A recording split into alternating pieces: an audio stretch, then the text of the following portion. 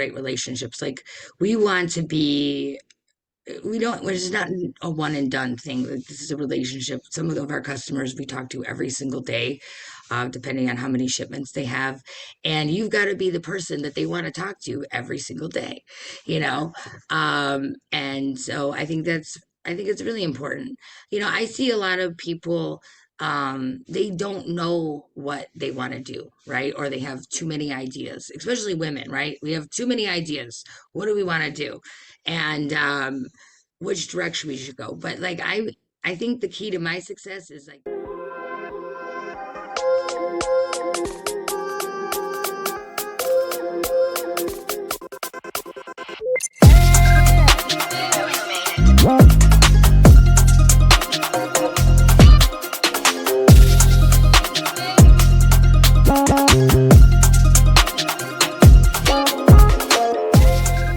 Hello, Empower Nation. Welcome to Empower Her Money podcast. I'm your host, Angela Duncan, speaker, best-selling author, serial entrepreneur. We talk all things money and business. Today's episode is sponsored by freemoneytipsbook.com, freemoneytipsbook.com. Head over there for your free ebook and 7 steps to get you started on your financial journey. Today, I am interviewing Rachel Blatt with Royalty Logistics, and she's going to teach us about servicing and how to charge more.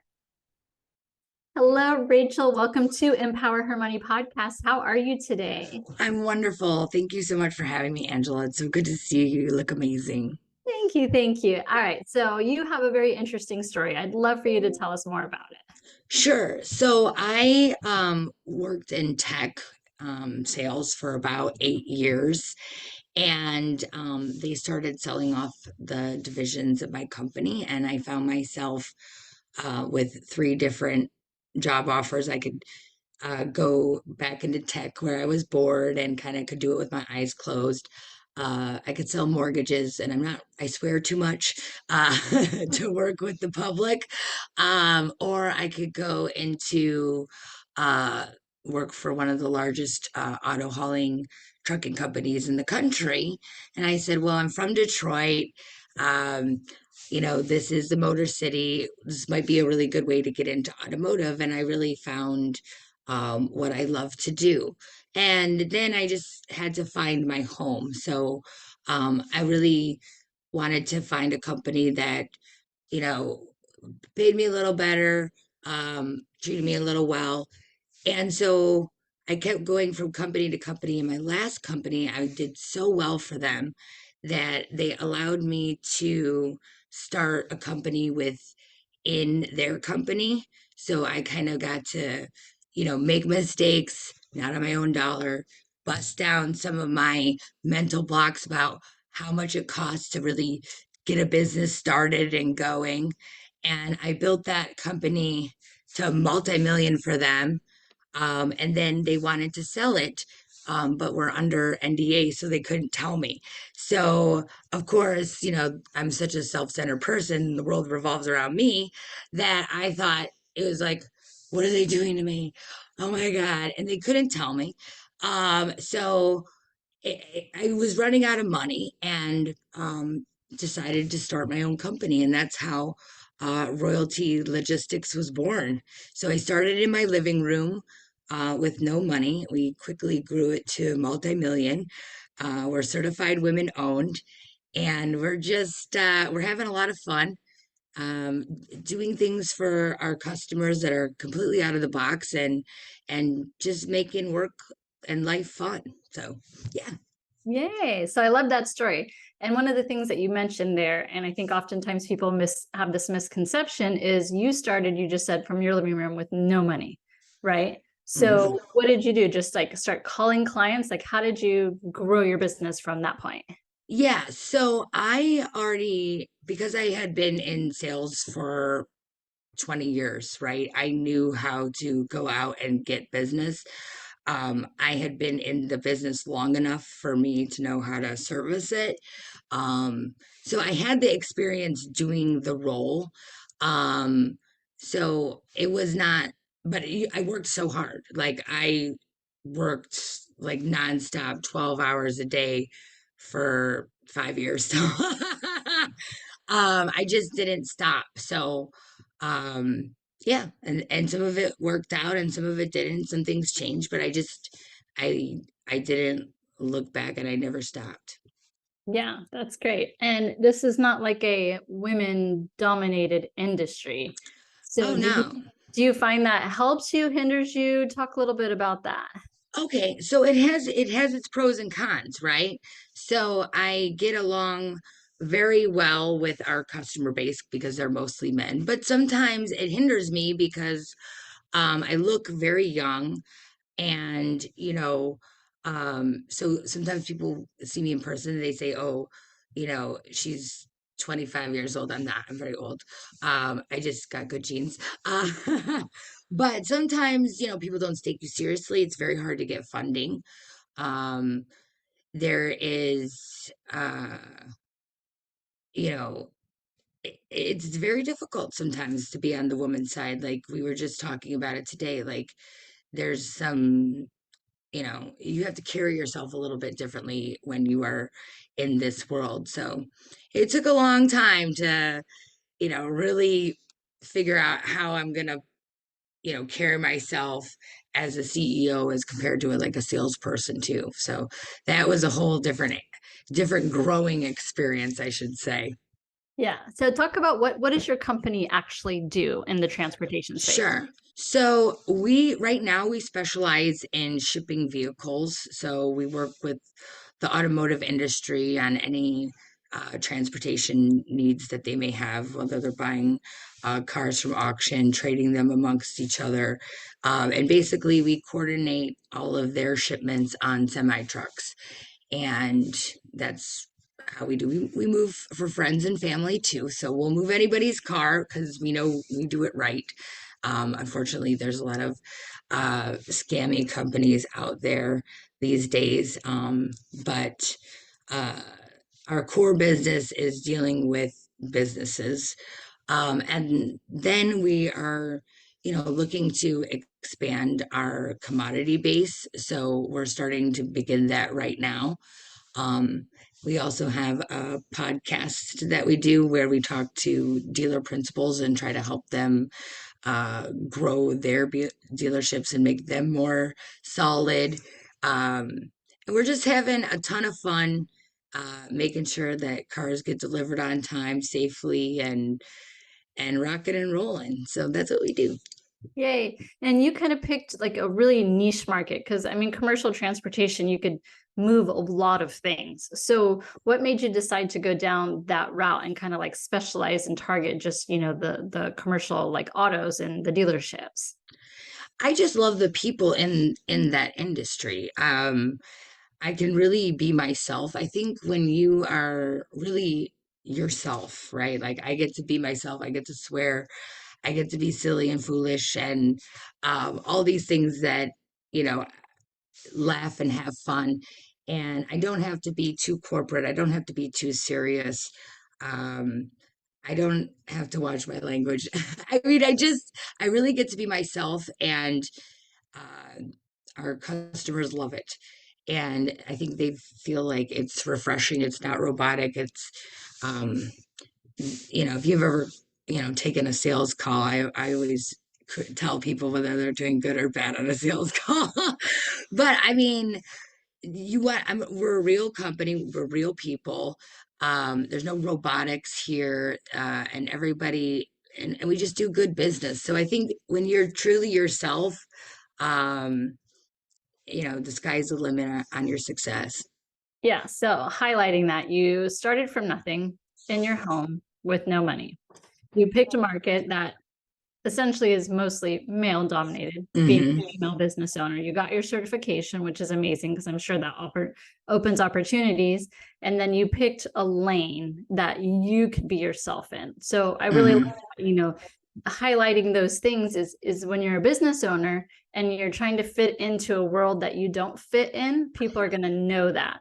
So being that you Hmm. be you, you're authentic, you're real, you're in an industry where it's similar people and then they can, understand you, you understand them. It helps for your success, right? Absolutely. Absolutely. Yeah. And I think too, at the end of the day, sometimes people they take it too seriously, right? And, people are just people. And if you can kind of have a good relationship, that's one of our um, core values is just building great relationships. Like we want to be we don't it's not a one and done thing. Like, this is a relationship. Some of our customers we talk to every single day, depending on how many shipments they have, and you've got to be the person that they want to talk to every single day, and so I think it's really important. I see a lot of people, they don't know what they want to do, right? Or they have too many ideas, especially women, right? We have too many ideas. What do we want to do? And which direction we should go. But like I think the key to my success is like this is my lane. Um I love logistics. I love what I do. I have a niche. We're growing it. That's okay. Um but when I got started with nothing, like I knew what I was good at. I knew how to generate money and I knew how to and I stayed focused on it for a really long time. Sometimes I wanted to veer off, Mhm. and start, like, oh, I started a successful business. I should do this business and I should do this business. And like the best advice, and it's very out, like nobody will tell you this, like diversify multiple streams of revenue. Um, and that's good, and we should have that. But the first one is to get your core business, the one you're working on right now, completely solid.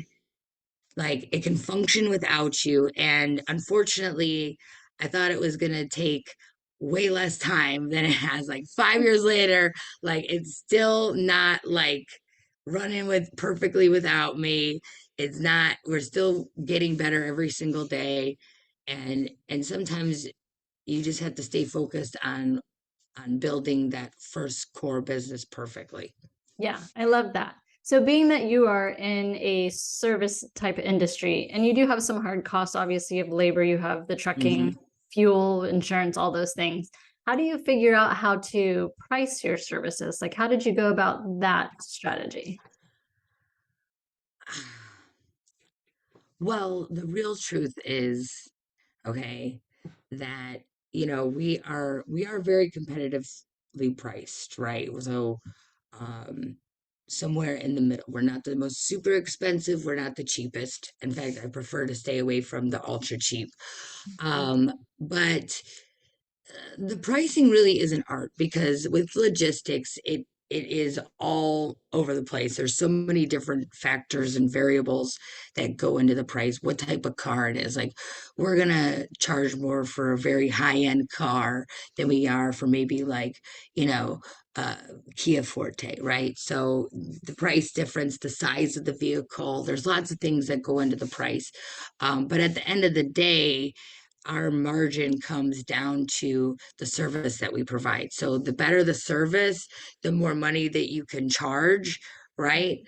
If it's bottom of the barrel, people really don't expect much. If they're paying a premium, they expect a lot. So and with service, it's really the investment is in your time. Hmm. So like how much time am I willing to invest with somebody? Um, so the real truth is how high can you get it for and how low can you sell it for? That's the real truth. Yeah. But there is lots of other factors that go into it. Yeah, and I like that you touched on you don't want to be the cheapest in the market because to you the service and the quality is important and you can't do that when you undercut your prices. So I like that. And oftentimes as women we have a hard time charging more too. Hmm. Oh, yeah.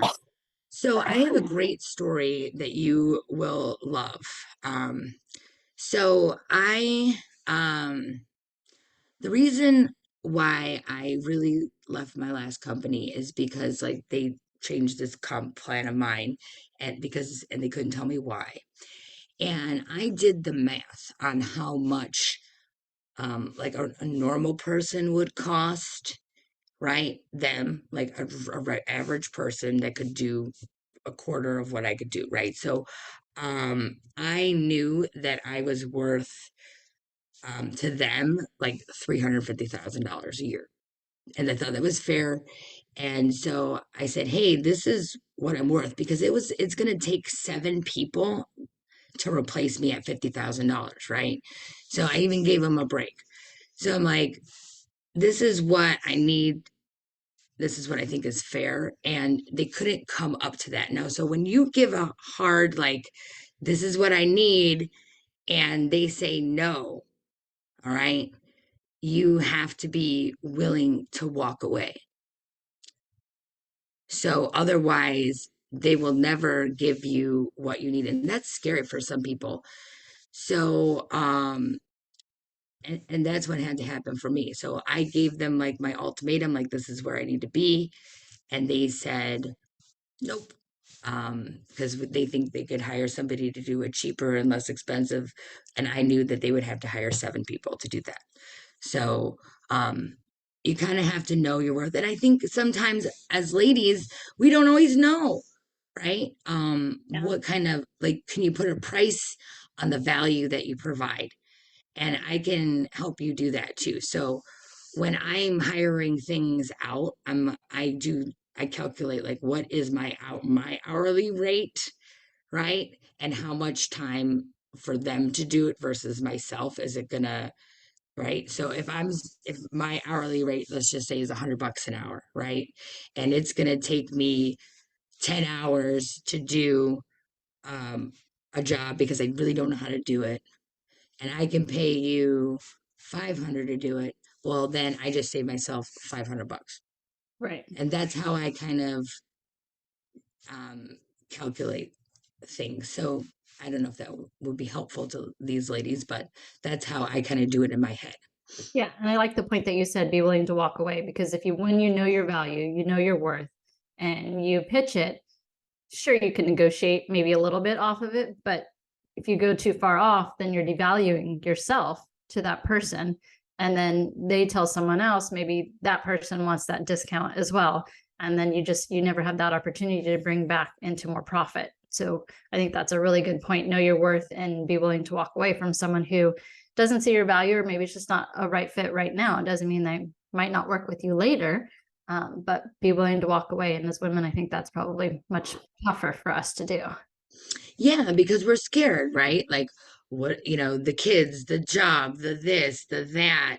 And, my girlfriend, of like my oldest friend, she just got laid off from her job. She's like, oh my God, I just got laid off. Like, what am I gonna do?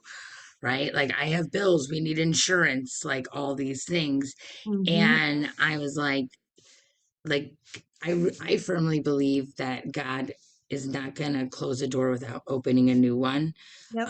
When I lost my job in tech, I had no idea, like, I was gonna work there forever, Mm. right? Like they had to sell off the company for me to, like, be gone from this company.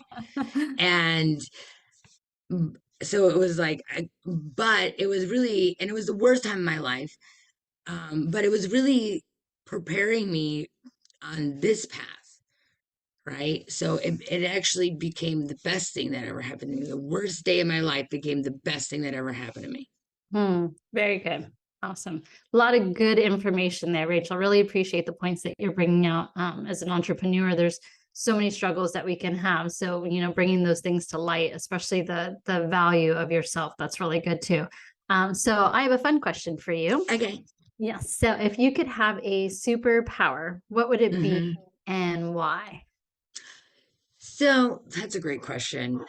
Um, I would like the ability to travel back in time. Because once I make so many mistakes, by the way. I think that's part of, like, why I'm successful, is I just continue to make mistakes and move forward. But I would like the ability to go back in time with the knowledge that I have and fix some of my mistakes. I think that would be like the ultimate superpower. And just see kind of where that would take me. So that would be my superpower. Yay. Okay, Rachel. So if our audience wants to get in touch with you, learn more about what you're doing, hire your company, how do they reach you? So we are at Royalty Ships with an S across all of our social media platforms. I'm Rachel Blatt, or on some of my, um, our podcast is called Car Biz Leaders Live. featuring the principal's office. And we do that on Mondays. And, you know, we're just here. So anything at Royalty ships, and you should be able to find us right away. Our company is called Royalty Logistics. We're out of Michigan and we're doing big things in logistics. So thank you so much, Angela. You're amazing. Thank you. I know I can't wait to continue to watch you on your journey as you grow as well. Yes, yes. We've had so much fun together. And I'm so proud of you and everything that you've done. I'm in awe of your success, and I'm so happy that, Aw. what you're doing for, you know, other women is just, it's inspiring and it's wonderful. So Awesome. Well, thanks, Rachel, for being on the show today. thank you. You're awesome. Have a good one. Thanks. Thank you for tuning in to another episode of Empower Her Money podcast. Make sure you leave me a 5-star review, share this podcast, subscribe, and share the message.